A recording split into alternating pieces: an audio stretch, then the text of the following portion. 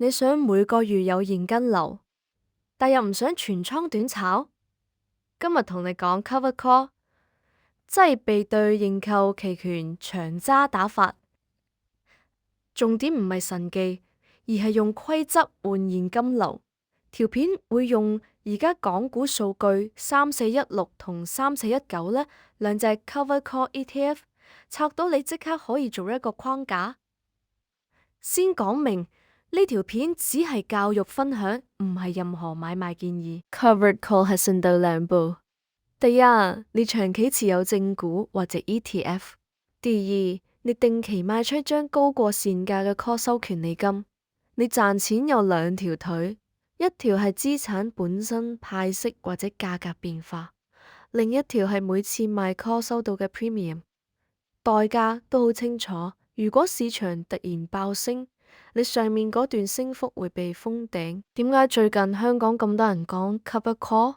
因為市場波動大，投資者想用期權金提升現金流，同時又唔想完全離開股票市場。根據公開教材同 ETF 發行商資料，呢個策略喺橫行市或者微升市通常較有優勢。但如果係單邊大牛，跑輸正股係常態，呢點一定要先接受。而家睇一個即時快照，更新時間係2026年3月28日8:08，恒生指數大概24,951.88，變動正 0.38， 3416大概9.590，變動正 0.79， 3419大概10.220，變動正 0.59。你要記住，呢啲價位係拍片生成當下快照，唔係預測目標位。3416同3419都係 covered call 框架，但底層指數唔同，波動來源同持倉結構都會唔同。你唔好淨係睇派息率，仲要睇底層資產波動、行權覆蓋比例、每月派息穩定性同資產淨值走勢。最常見錯誤就係只見高息，忽略咗賺息蝕價會慢慢食走總回報。第一個情境，行市，呢個通常係 covered call 最舒服嘅環境。操作上可以用核心持倉配合月度 rolling， 行權價放喺現價之上，唔好太貼價，避免小彈就被 call 走。橫行市你重視係現金流效率同埋每月重置紀律，而唔係搏一次過大升。第二個情景，急升市，你會最容易後悔，因為 covered call 有上限。呢個時候可以考慮降低 covered call 比例，保留一部分純長倉，避免全倉封頂。你可以理解為 covered call 係收租物業，不是火箭股。你想參與火箭，就要預留一部分冇賣 call 嘅倉位。第三個情景，下跌市，期權金可以幫你墊少少，但唔會神奇地變防彈盾。當底層資產長期下跌，權利金只係減慢受傷速度。